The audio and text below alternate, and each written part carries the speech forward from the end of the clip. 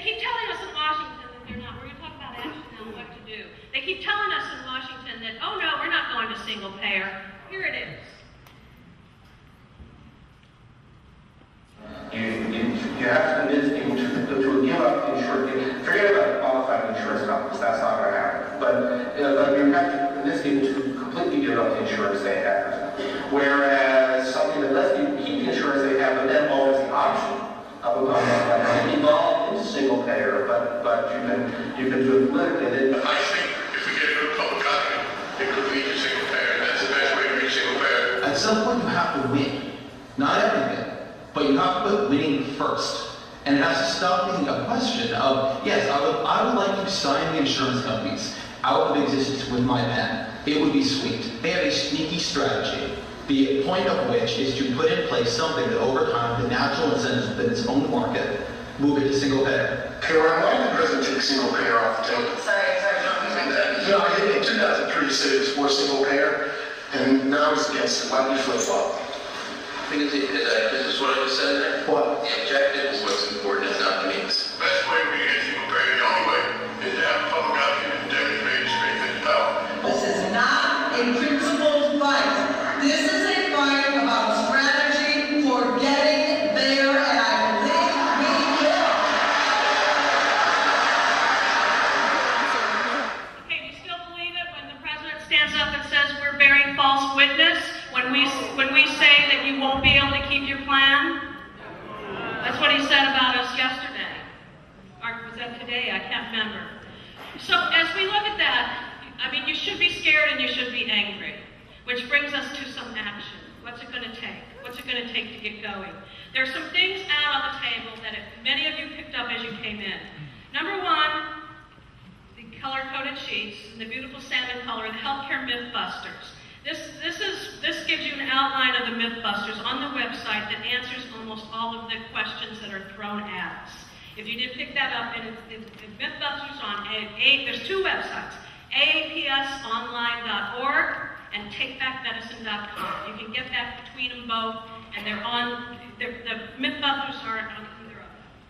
Number two, you all have doctors. Get your doctors involved. There is a petition for doctors specifically to sign at Take Back Medicine. Give them a copy of this and ask them to sign it and to get involved. Because what's happening is that the country really is looking for leadership from physicians. I think your turnout here really shows that. To hear, we're trusting doctors. Who do you trust, doctors or politicians? Doctors! And what's really scary is we have a doctor-politician here, but it'll be okay. And then another sheet out there is lists of websites. There are lots of petitions out there. Sign them all. Sign them all. Go to the White House website, tell them your story. Go to the opposite side's website, tell them your story. They do it to us, go do it to them. Sign these all. We have almost 2 million signatures on various petitions. If you don't like one, find one you like, but sign them. It has been the grassroots action that has gotten us on the table. Last January, I would have told you that this was a done deal, that it was going to pass. Honestly, we didn't know what to do. And then on April 15th, I said,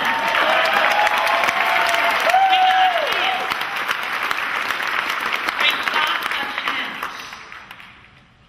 Get these materials, get familiar, start the letters to Congress, just keep hammering. I don't have a magic bullet for you. You just have to keep going. Keep hammering, keep hammering, keep hammering. And we're doing it in a respectful way, but let them know that you're not going to slide down. You're not going to let this go. And Kirby said some really nice things about me. And this is what I do for a living, but I've had the pleasure and the sheer joy of representing people who I have so much respect for. And I have one more video for you.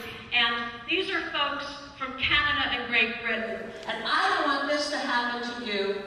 And when you watch this, you'll see something. And then I'll have just one final word. Show our last video for us. You have cancer in the UK today. You're going to die quicker than any other country in Europe, and we have the worst access to new treatments. So the two are combined, obviously related. So this is the problem. I feel that the National Health Service has let me down because I feel that if I'd had a smear test when I asked one originally, I wouldn't have gone through everything that I've been through now. And I feel that them raising the age limit has pretty much signed my death warrant. The very expensive new drugs which are coming out for cancer and other things, it's hard to get hold of them without a big struggle. I've lost time, I know I've lost time, and that doesn't make it easy, especially when I'm getting such good results, and it is holding back the disease. But it's got a lot of disease now to hold back, whereas had I been able to have it last May, it didn't have that much invasion in the liver and the bones and other areas of the body. It's heartbreaking, especially if people can't afford to buy the drug. And I use tricks to try and get them, but often you just can't, and that's really heartbreaking. No, what we have in Canada is access to a government state-mandated wait list, and the wait lists are long. The patients are languishing and suffering on wait lists. Our own Supreme Court of Canada has stated that patients are actually dying as they wait for care in Canada.